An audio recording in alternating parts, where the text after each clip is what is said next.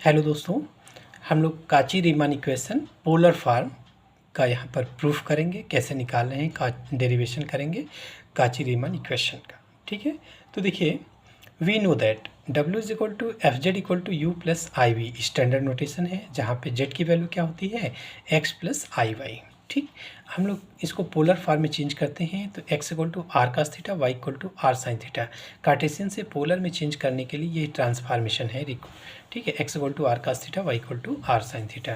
तो दोनों को स्क्वायर करके ऐड कर देंगे तो r square equal to x square plus y square और theta is equal to tan inverse y upon x हो गया।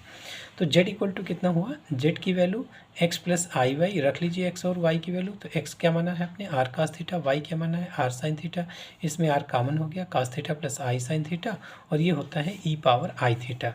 तो z equal to R E power I theta हो गया। अब ये z की वैल्यू उठा के यहाँ पे रख लीजिए। तो एफ जेड का मतलब हुआ एफ जेड की वैल्यू रख लीजिए, R E power I theta is equal to U plus I V बन गया। मतलब एफ आर, ये इसको एक दूसरी इक्वेशन लिख लो, तो F R E power I theta is equal to U plus I V, equation 1 हो गई। अब इसी को आर और थीटा के रिस्पेक्ट में पार्शियली डिफ्रेंशिएट कर लो। Differentiating partially with respect to r and theta we gate.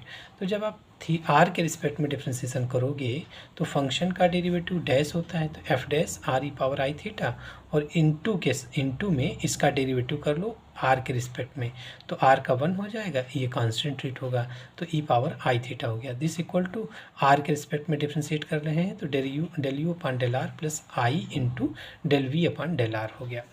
दूसरा थीटा के रिस्पेक्ट में, इसका थीटा के रिस्पेक्ट में डिफ्रेंशिएशन कर लो तो फंक्शन का डेरिवेटिव डैश हो गया एफ डैश आर ई पावर आई थीटा और इसका फिर थीटा के रिस्पेक्ट में करो तो आर तो कांस्टेंट हो गया, ई पावर आई थीटा का derivative I E power I theta, I E power I theta. This equal to, अब थीटा के रिस्पेक्ट में कर रहे हैं इसको तो ये हो जाएगा del you upon del theta plus I del we upon del theta, del we upon del theta.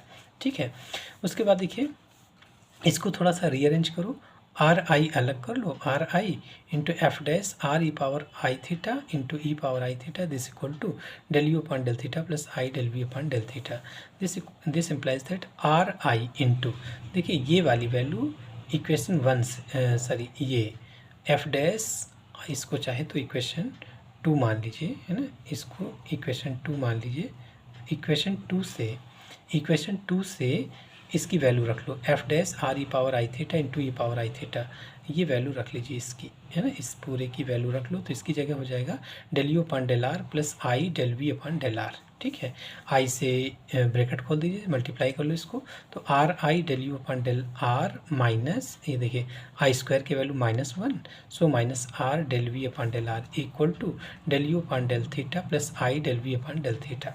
ठीक है, दोनों साइड रियल और कम में इमेजिनरी पार्ट कंपेयर कर लो, तो रियल पार्ट क्या हो गया del you upon del theta, del you upon del theta is equal to minus are del we upon del r, तो del you upon del theta is equal to minus are del we upon del theta. और imaginary part क्या है, del we upon del theta is equal to del you upon del r into r, तो इसकी value क्या हो जाएगी del you upon del r is equal to 1 upon r del we upon del theta, है ना, compare किया आपने तो r del you upon del r is equal to del we upon del theta हुआ, तो इससे del you upon del r की value upon में आ गया, तो del you upon del r is equal to 1 by r del we upon del theta and del you upon del theta is equal to minus are del we upon del are. ठीक है, तो ये हो गया, इसी को बोलते हैं काची Riemann equation in polar form. Polar form में ये काची रीमान इक्वेशन है, इसको भी याद रखना है, काची रीमान इक्वेशन पोलर फॉर्म को आपको याद रखना है।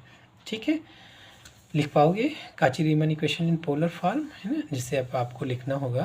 ठीक है, याद हो गया, तो यू का आर के रिस्पेक्ट में सबसे पहले करो तो del you upon del r is equal to 1 by r होगा, दूसरे में माइनस आर होगा, दूसरे में minus r, so del you upon del r is equal to 1 upon r del we upon del theta and del you upon del theta is equal to minus are del we upon del are. ठीक है, चलिए एक बार polar form की equation लिखिए। ठीक है, polar form की सी आर इक्वेशन, तो क्या हुआ del you upon del r, r से शुरू करेंगे, देखिए एफ जेड इक्वल टू क्या होता है यू प्लस आई वी, है ना, यू और वी दोनों एक्स वाई के फंक्शन है, एक्स वाई किसका, आर थीटा का, इसका मतलब यू और वी दोनों आर और थीटा के फंक्शन हो जाएंगे। ये किसका फंक्शन है, आर और थीटा का। तो सबसे पहले यू का आर के रिस्पेक्ट में, so del u upon del r is equal to, यहाँ 1/r चलेगा, u हो गया तो अब इधर आएगा डेल v अपॉन, ये r है तो डेल थीटा हो जाएगा, ठीक है।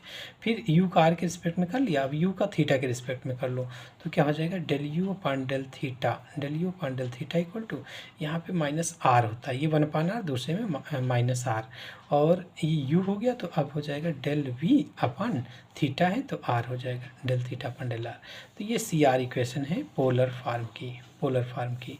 कार्टेशियन फॉर्म की कैसे लिखोगे, u और v दोनों एक्स वाई के फंक्शन है, तो u का पहले x के रिस्पेक्ट में करो, ये x और y का फंक्शन है, तो u का x के रिस्पेक्ट में करो, so del u upon del x equal to, और दूसरी इक्वेशन में हम लोग del u upon del y लिखेंगे, del u upon del y, तो del u upon del x equal to u है तो इधर v लिखेंगे, del v upon del y, x है तो y हो गया, इसमें माइनस लगेगा, u है तो v हुआ, डेल v अपॉन y है तो यहाँ x हो जाएगा, ठीक है। इस तरीके से ये CR इक्वेशन कौन सा हो गया, CR इक्वेशन कार्टेशियन फॉर्म का। तो ये पोलर और कार्टेशियन फॉर्म के CR इक्वेशन आपको याद होनी चाहिए, ठीक है। Thank you.